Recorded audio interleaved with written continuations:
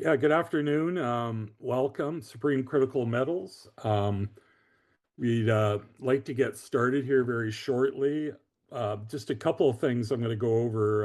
I've got some notes here, so just bear with me. We'll have a short discussion essentially on exploration on our three projects that we're currently focusing on, and that is Silver Vista in the Smithers area around Lake Babine, Jericho, which is around Pioche in eastern Nevada, and then our recent acquisition, which is Gator, which is in more of the Battle Mountain area of Nevada. So we're really excited about our opportunities. We're funded for our exploration programs for this year. The drilling permits we're waiting on.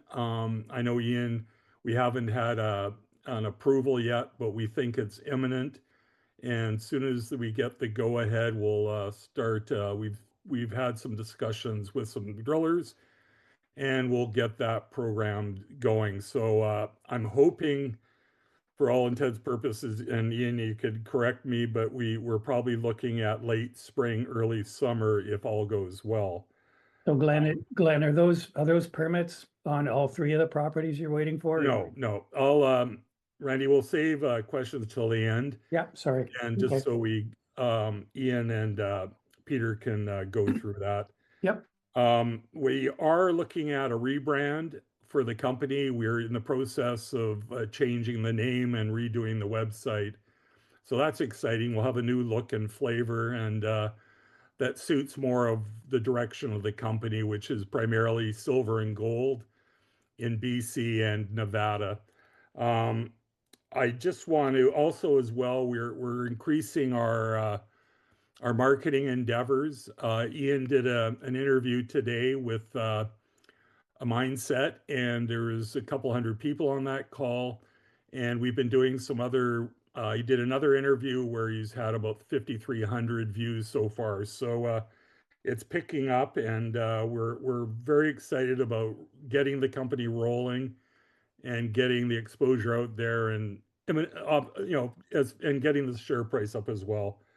I'd like to introduce our team of explorationists. Ian Foreman is our VP. Known Ian for a number of years, and he's doing an excellent job on getting us moving forward here. And we've got Peter Baxter on. Peter's our senior advisor, and we're really pleased that he came on board and joined us. And he'll add some international take and flavor to what we're doing. And then what we'll do at the end of this, and I also want to thank Helgi. I don't know if Helgi's on the call. Helgi Segerson is our QP, and Bob Weicker is one of our advisors. So we've got a very strong, knowledgeable exploration team. So we're in good hands. What we'll do at the end of this call, we'll take a couple of questions and go from there. So I don't expect this to be more than 20, 25 minutes. So Ian and Peter, the floor is yours. Thank you, Glenn. I will start, and then I will hand the baton off, or the rock hammer maybe, off to Peter, and let him do the anchor leg. Thanks for that. I'll just jump straight to it. I'm going to make the assumption that you guys know that we have three projects that we're focusing on. The Silver Vista project in BC, we have flow-through funds waiting to be deployed. We're waiting for the drill permit. Once the drill permit comes in, we have contractors of choice that we will then be pulling the trigger on, and we can't predict timing. I think Glenn's estimation isn't far off, but just the caveat is we are subject to the bureaucracy of British Columbia. So we started this process with a lot of lead time, and at this point in time, we don't have any indications that there's going to be any substantial delays. So the idea is for us to have the drill turning before the end of summer, The fortunate thing is it's road access. It's within 50 kilometers of the town of Smithers. If we need to, we can have a drill program through November. So at no point are we concerned. But at this point in time, we're looking like a summer drill program is entirely within the realm of possibility. That's a silver copper project. It's sedimentary hosted, and these types of deposits tend to be lenticular. So we've got got an indication that we've got the potential for a substantial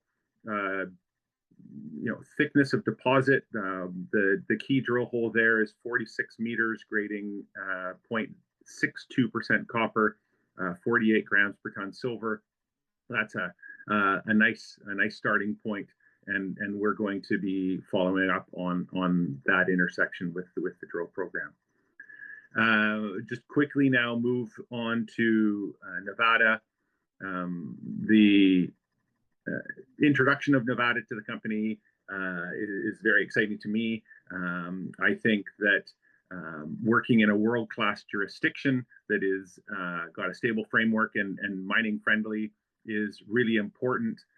We've had a real focus on finding American-based contractors and consultants so that work can happen on the project unencumbered, as long as we're sufficiently funded. We're funded for the first phase of work to be done on both projects, and I'll just quickly introduce you to the first of our two projects and hand it over to Peter to speak to the second. The first one is the Jericho project.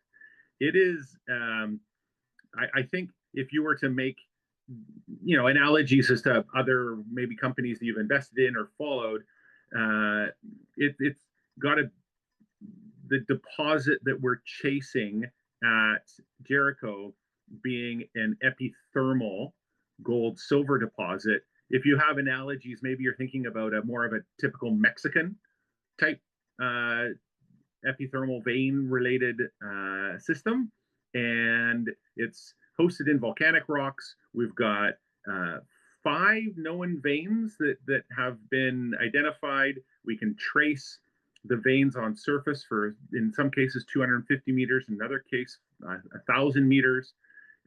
There's appears to be a kilometer-wide zone of alteration, in which these veins occur, and we're unaware of any modern exploration, including drilling, that's happened on the project. So we're going to pick up where the previous operators, the last information we have is about 2012, 2010, 2012.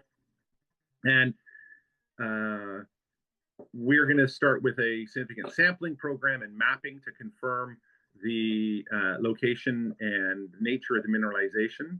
And we want to be advancing that project to the drill stage as quickly as possible. I'll pass to Peter with regards to Gator and give him the ability to give us an intro on that. Thanks, Ian.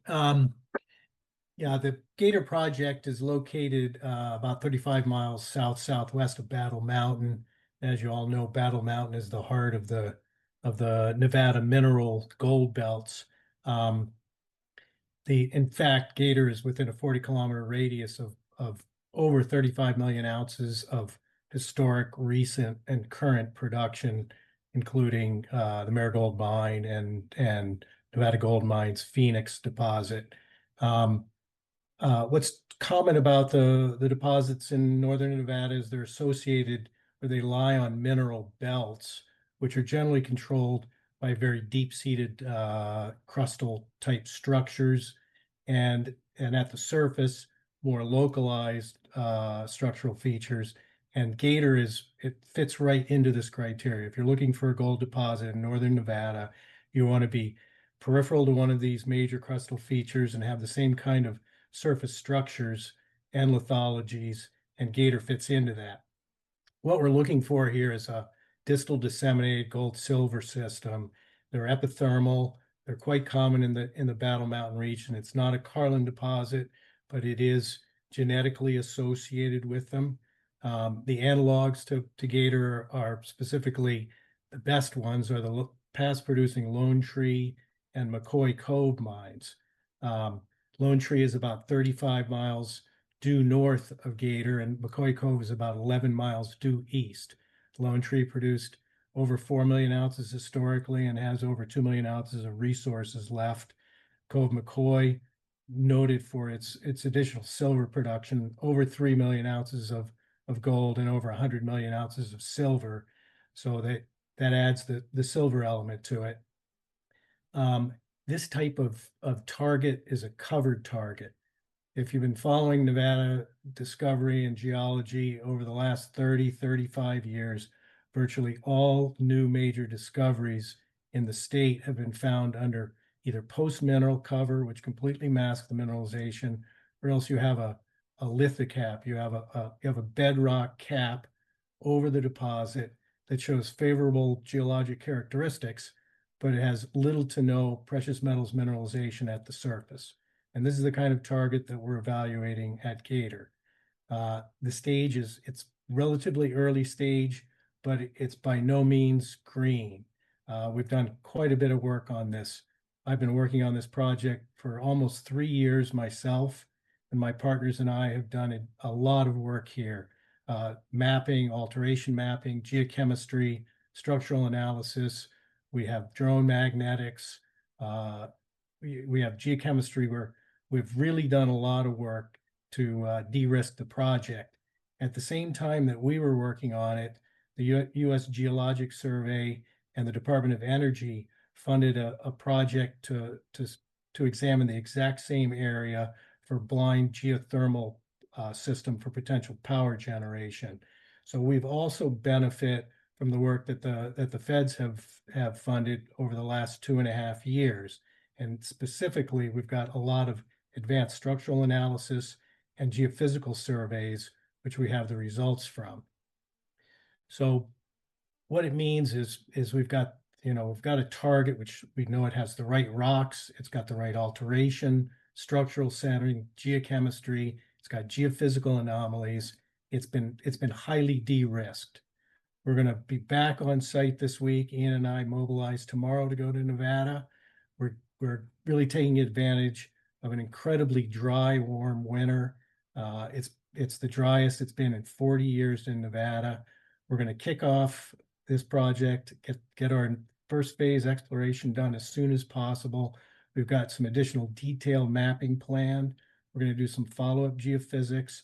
Our idea here is to refine our top priority targets with the additional mapping and geophysical work.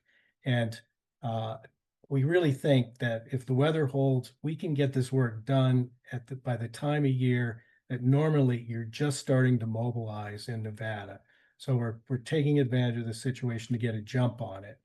If there's one thing I want everybody to take away is that what we've got here is a really high potential type of Nevada geologic target. It's been significantly de-risked, and we've got a highly experienced team working on it, and we're going to have it ready, hopefully, to be drill ready this year, hopefully by mid-year.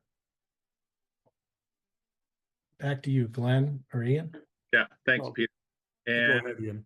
That is us trying to really encapsulate what we're doing. We obviously have a bunch more information.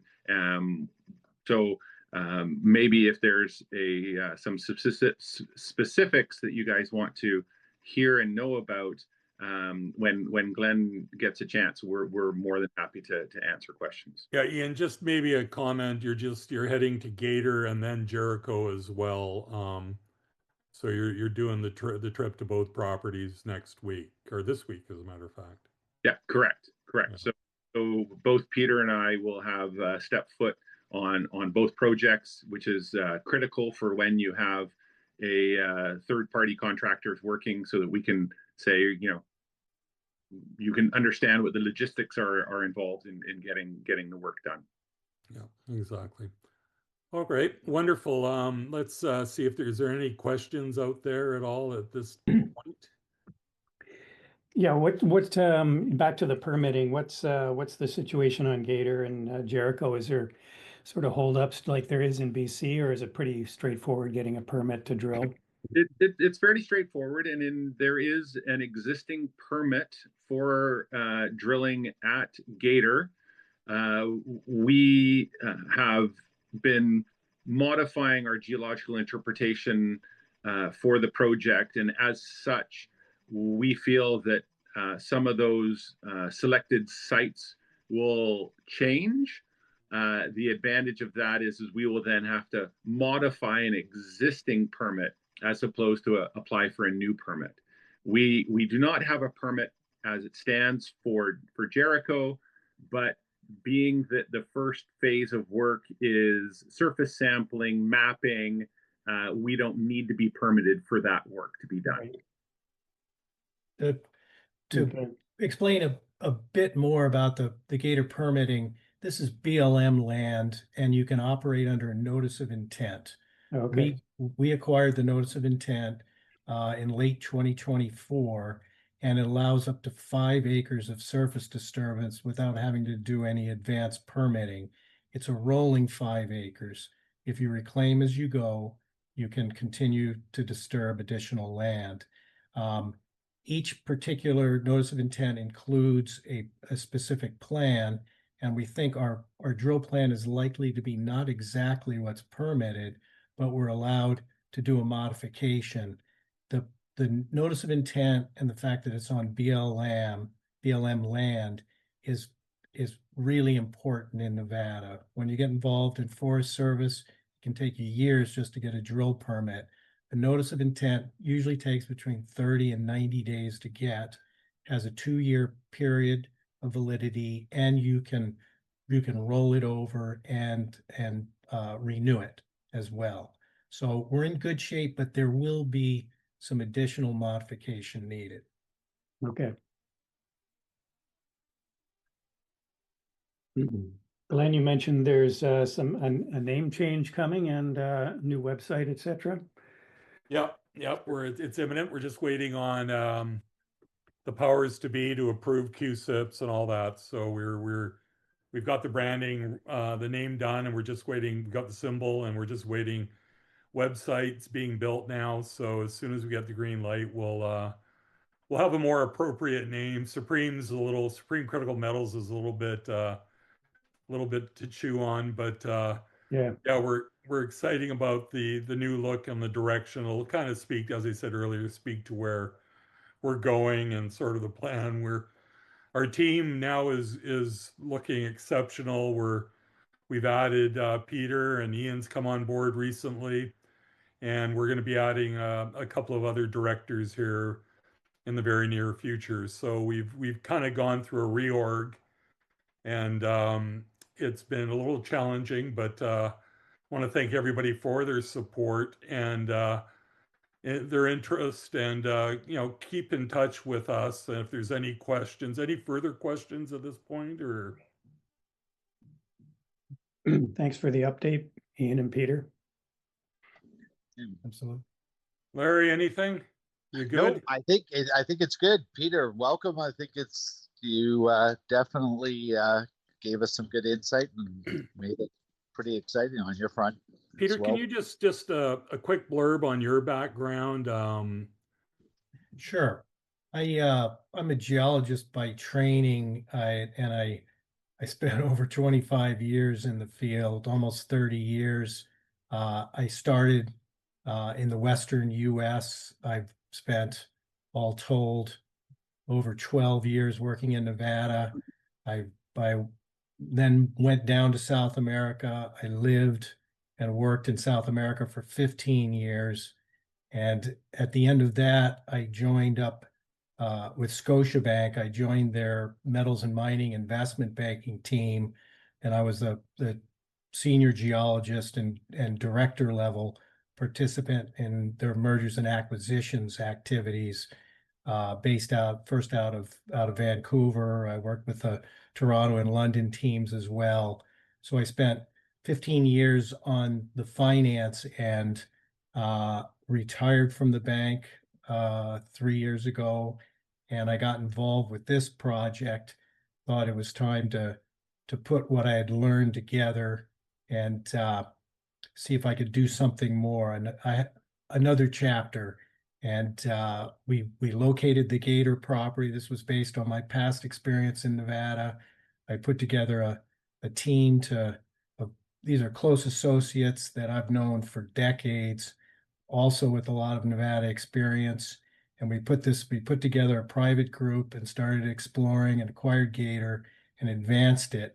And, fortunately, right, just as the market started to take off, I met Glenn and his group. I've known Ian for over 25 years, met him in South America. So I'm to join these guys. And I think, we've got some great projects. When I think about the Jericho property, this is a typical low sulfidation vein system. It has good historic grades on the surface.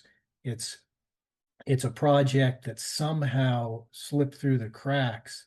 And, there's not very many projects like that left in Nevada. Nevada has been hit with a fine-tooth comb, and you really have to go out there and look for projects that somehow slip through the cracks, or you have to look at one of these covered type systems if you're in the main gold belts.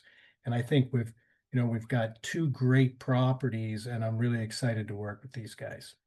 Just to follow up on what Peter has said there is one of the many things I like about the portfolio in Nevada is that they play well against each other, being that we are swinging for the fences, euphemistically, with regards to Gator.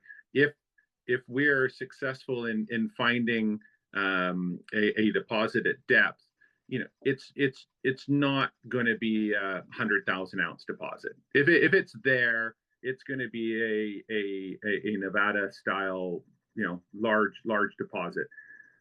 Whether or not we're able to do that, whether or not we're able to put all the pieces together, that's the gamble of this industry. That's the lottery ticket, so to speak. This is why we've taken, and we want you guys to come along for the ride with us, because we've de-risked it to what Peter's talked about, and we're going to continue refining it.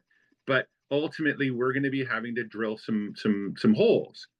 In contrast to that, we have Jericho, in which we have 1,000-gram silver at surface. We've got 40-gram gold at surface. We've got the veins that are running for a kilometer, 300, 400 meters on surface. We'll be able to, and confidently, we'll be able to generate numbers. We'll be able to build that story.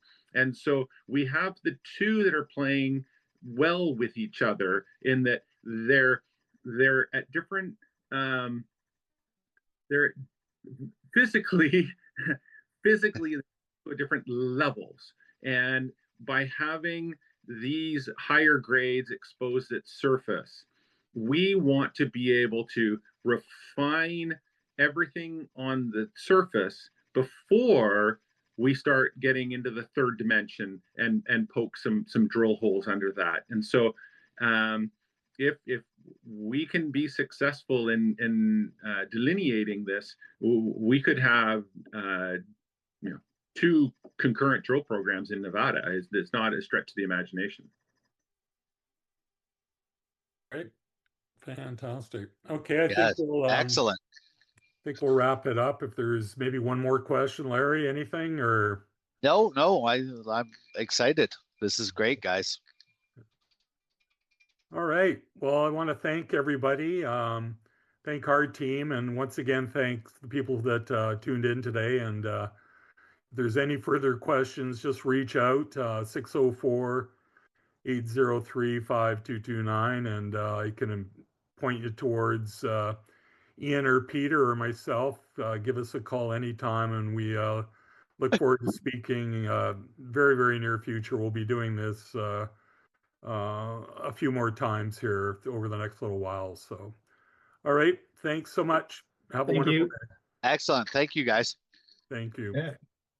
Thank you. Gentlemen, enjoy the afternoon. Thanks, Adam.